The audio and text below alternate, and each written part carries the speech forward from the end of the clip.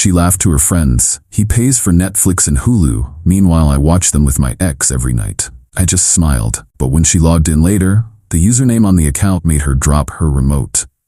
It was a Saturday afternoon, and I was in my workshop in the back of the garage, meticulously sanding down a piece of reclaimed oak for a coffee table I was building. The garage side door was propped open for ventilation, and their voices drifted out from the back patio, clear as a bell in the quiet afternoon air. I'm 35, I run a custom furniture business, and I own my house. My girlfriend, Megan, who is 31, moved in about 8 months ago. She'd been laid off from her marketing job and was trying to launch a freelance consulting business. I told her not to worry about rent or bills until she got her business off the ground. I figured I was just being a supportive partner. I make a good living, and I wanted to give her the space to pursue her dream without financial stress. I never saw it as enabling. I saw it as a temporary investment in our future. Her friend, Jessica, must have asked her something about her ex, Liam. I heard his name and my ears perked up. Megan had always been vague about him, just saying he was a mistake from her early 20s. Oh my God, Liam is hilarious, Megan said, her voice dripping with amusement. It's so funny. We have our little routine now. He comes over on Tuesdays and Thursdays when Jake works late. A cold knot formed in my stomach. I put down the sander and walked silently to the side door, staying just out of sight. Doesn't Jake get suspicious? That was her other friend, Carly. Jake? Megan let out a short, sharp laugh that cut me deeper than any insult. He has no idea. He's so wrapped up in his dusty workshop, he barely notices what day it is. The best part is, he pays for everything. The Netflix, the Hulu, the ridiculously expensive intranet. Liam and I just binge watch all the new shows together on Jake's dime. It's perfect. Jessica chimed in. So he pays for Netflix and Hulu, and you watch them with your ex every night? Basically, Megan said, and they all erupted in laughter again. Liam calls him our official sponsor. It's our little inside joke. I stood there hidden by the doorframe, and the world just shifted. It wasn't just the cheating. It was the casual, brutal disrespect. The mockery. The fact that my hard work, the very thing that provided the comfortable life she was enjoying, was the punchline to their little joke. I wasn't a partner to her. I was a utility. A provider to be used and laughed at behind his back. The anger was there, a white-hot flash. But something colder and calmer took over almost immediately. I didn't storm out there. I didn't yell. I just backed away from the door, my movements silent and deliberate. I walked back to my workbench, picked up my phone, and smiled. It was a grim, thin smile, the kind you see on a man who has just declared a war that his opponent doesn't even know has begun. They thought I was just a simple guy who worked with his hands. They were about to find out how methodical and precise those hands could be, even on a keyboard. While they continued to laugh on the patio, I sat down on a stool in my workshop and began to dismantle her world. First, the streaming services. Our little inside joke. I logged into my Netflix account. Her profile picture was a smiling selfie of us from a vacation I'd paid for. Her profile name was just Megan. I clicked Manage Profiles and edited her name. It now read, Megan and our sponsor Liam. I did the same for Hulu, changing her profile name to Liam Watches on this one. Then, I went into the account settings for both services and signed out all devices. Finally, I changed the master passwords to a complex 20-character string of random letters and numbers that I would never forget. Next, the finances. I logged into my main bank account. She had a supplementary credit card linked to my account for groceries and emergencies. I'd seen the statements. Her emergencies looked a lot like new shoes and expensive lunches with Jessica and Carly. I clicked the button to report her card as lost and requested it be immediately canceled. A new one would be sent to me, but her old one was now a useless piece of plastic. I then checked our joint account, which was supposed to be for shared expenses. I had put in $2,000 as a starting float. She had contributed nothing. I transferred the entire balance back to my personal account and initiated the process to close it. The financial support was over. Finally, the house. My house. The one my grandfather had left me. She wasn't on the lease or the mortgage. Legally, she was a month-to-month tenant, even though she paid no rent. I opened a new document and, using a legal template, drafted a formal 30-day notice to vacate. It was professional, impersonal, and legally airtight. I printed it, signed it, and left it on my desk. The whole process took less than 15 minutes. I felt nothing but a cold, clean sense of purpose. She had mistaken my generosity for weakness. She had mistaken my focus for ignorance. These were fatal errors in judgment. I went back to sanding the oak coffee table, the rhythmic motion of the tool calming and steady. I could still hear their faint laughter from the patio. Let them laugh. The punchline was coming, and it was going to be a killer. Update 1, 48 hours later. The support in the comments has been incredible. It's good to know that basic respect isn't an outdated concept. A lot of you are asking for a quick update, and the last 2 days have been eventful. The laughter on the patio eventually died down, and Megan's friends left around dinner time. She came into the workshop, all smiles, and told me she was ordering pizza. "My treat," she said, waving her phone.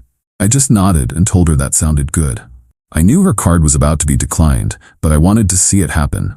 I followed her inside and sat at the kitchen island watching her tap away at the food delivery app. I saw the exact moment it happened, the slight frown, the way she tapped the confirm payment button again, a little harder this time, the flicker of annoyance in her eyes. "Ugh, this stupid app is bugging out," she said, forcing a laugh. "It's not taking my card." "That's weird," I said, my voice perfectly neutral. "Maybe try another one." She didn't have another one, of course, not one with any money on it. After a few more failed attempts, she threw her phone down in frustration. "Whatever, I'll just use your card. What's the number again?" "No," I said. She looked up, surprised. "No? What do you mean no? I'm hungry. I mean no, I'm not paying for the pizza." The confusion on her face was a sight to behold. This was a new script, one she hadn't rehearsed. "Why are you being so weird?" she asked, her tone shifting from annoyed to accusatory. "I'm just not feeling like a sponsor tonight," I said, letting the word hang in the air between us. Her face went pale. She knew. I don't know how, but she knew that I knew. She didn't say another word, just turned and walked into the living room. I heard the TV turn on. I went back to my workshop. The real explosion came about an hour later. I heard a shriek from the living room, followed by the sound of something hitting the floor. I walked to the doorway.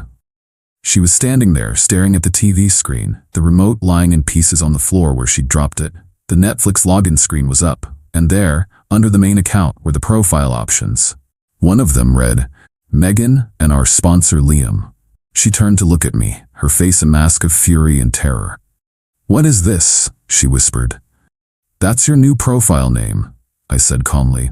"I thought it was more accurate. I changed the Hulu one too. You should check it out. It's clever." "You were listening to me?" she screamed. "You were spying on me?" "The window was open, Megan. You weren't exactly being quiet. It's hard to miss when your girlfriend and her friends are laughing about how she's cheating on you and using you for money." The gaslighting started immediately. It was a joke. I was taking it out of context. I was insecure, controlling, the same lines she'd probably used on every man she'd ever wronged. I didn't argue. I didn't raise my voice. I just let her spin, let her exhaust her arsenal of excuses. When she finally paused to take a breath, I walked over to my desk in the corner of the room, picked up the envelope I'd prepared, and handed it to her. "What's this?" she asked, her voice trembling. "It's a 30-day notice to vacate the premises," I said. "Legally, you're a tenant. I'm terminating that tenancy. You have until the end of next month to remove your belongings from my property." She stared at the paper, then at me, her eyes filled with a mixture of disbelief and hatred. "You can't kick me out. I live here." "You lived here," I corrected her. "Your stay is over. Your card has been canceled, and our joint account has been closed. The sponsorship has officially ended." She lunged at me then, trying to hit me, claw at me. I just sidestepped her, holding up my hands. "Don't, Megan. Don't make this uglier than it already is." She collapsed onto the couch, sobbing. They weren't tears of remorse. They were tears of frustration. The tears of a con artist whose mark has just walked away from the table. The calls started the next day. Her mother called, screaming at me for throwing her daughter out on the street. I calmly explained that her daughter had been cheating on me for months and was now facing the consequences. I suggested she ask Megan about her sponsor, Liam. Then came Liam himself. He called from a blocked number, trying to play the tough guy. "You need to leave her alone, man. You can't just kick her out." "Liam," I said, a genuine smile in my voice. "I'm so glad you called. I was just thinking about you. You see, I've been sponsoring your little movie nights for a while now, and I feel like we have a real connection. In fact, I'm thinking of sending you a thank you gift. What's your address?" He was silent for a moment. "What are you talking about?" Don't worry, I already have it. Your routine on Tuesdays and Thursdays is about to get a little more interesting. Have a good day. I hung up. I spent the rest of the day changing every password to every account we had ever shared. Utilities, Amazon, everything. I systematically erased her from my digital life. The house feels bigger now, quieter. She's been locked in the guest room, refusing to come out. Let her. The clock is ticking. 30 days isn't a long time when you have to find a new life, a new job, and a new sponsor. Update 2. 1 week later. It's been a week since the Netflix incident, and the fallout has been both predictable and deeply satisfying. Thanks for following along with this mess. Your comments have been a source of dark humor and genuine support. Megan stayed locked in the guest room for 2 full days. I left a tray of food outside her door once, which went untouched. On the 3rd day, she emerged, her eyes puffy, her face pale. The defiance was gone, replaced by a desperate, calculating look. She tried to apologize. She said it was a mistake, that she loved me, that Liam meant nothing. I just looked at her and said, "The notice to vacate is on the table. You have 27 days left." Her apology quickly turned to bargaining. She could change. We could go to therapy. She would cut off all contact with Liam. She would get a job, a real job, and start paying her share of the bills. "It's too late for that, Megan," I said. "Trust isn't something you can fix with a promise. You didn't just cheat. You mocked me. You and your friends laughed at me. There's no coming back from that." The move out began in stages. She called Jessica and Carly to help her pack. They arrived looking like they were attending a funeral, refusing to make eye contact with me. I just stayed in my workshop, the sound of my tools providing a steady, industrious soundtrack to the end of my relationship. Now, about Liam. After our little phone call, I did send him that gift. I found a local bakery that makes custom gift baskets. I ordered their biggest one, filled with expensive snacks, wine, and a fancy popcorn maker. I included a gift card for a local movie theater. The note I had them write was simple. "To my favorite co-star, thanks for all the great nights. Sorry our show got canceled. From your official sponsor." I had it delivered to his workplace. He's a junior account manager at some downtown firm. I can only imagine the questions he got from his colleagues and his boss when a massive gift basket arrived for him with that note. The fallout was immediate. Megan told me, during one of her tearful pleading sessions, that Liam went ballistic. He called her, screaming that I was a psycho and that she had dragged him into her mess. He accused her of telling me about him. He wasn't the brave protector anymore. He was a terrified coward, worried about his own reputation. He told her to lose his number and never contact him again. Her escape plan, her backup man, had evaporated at the first sign of trouble. The friends, Jessica and Carly, have also been dealt with in a more subtle way. They both work at the same marketing agency. I happen to know the owner of that agency through a business networking group. We're not close, but we're friendly. I send him a casual email. "Hey Tom, quick question. I'm looking to hire a freelance marketing consultant. My ex-girlfriend was in the field, and I'm trying to understand the industry standards for professional conduct. For example, is it common for consultants to advise their friends to actively deceive their financial partners? Just trying to get a lay of the land. Any insight would be appreciated." I didn't mention their names. I didn't have to. I knew he was smart enough to connect the dots. I heard from a mutual acquaintance that there was a very serious all-staff meeting at that agency last week about ethics, client relationships, and professional discretion. Jessica and Carly are apparently walking on eggshells, their reputations now under a microscope. They enabled her, they laughed with her, and now they get to share in her professional paranoia. Megan has been scrambling to find a place to live. She has no money, no job, and her credit is terrible. She called her parents, who apparently told her she had made her bed, and now she had to lie in it. It seems her history of using people isn't a new development. She has 23 days left. The house is slowly emptying of her things.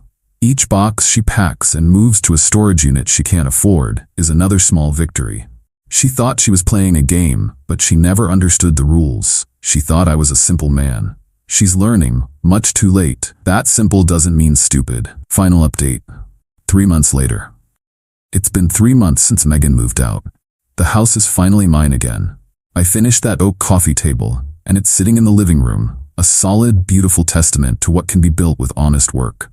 The silence that felt so heavy at first now just feels like peace. The 30-day notice period was tense. Megan became a ghost in the house, packing silently, avoiding me at all costs. The desperate apologies stopped, replaced by a sullen, resentful silence. On the final day, she had a moving company, paid for by her parents, I assume, come and clear out the last of her belongings. She left the key on the counter without a word. I watched the truck pull away, and I didn't feel sadness or anger. I just felt relief. The infection had been removed. The consequences of her actions have been thorough, and from what I hear, devastating for her. Her attempt to build a freelance business is a non-starter. Without my financial backing, and with her reputation in our local business community tarnished, she couldn't land a single client. The story of what happened, in its broad strokes, got out. People talk, and nobody wants to hire a consultant who was involved in such a messy, unethical situation. She ended up having to move 2 hours away, back to her hometown, into her childhood bedroom in her parents' house.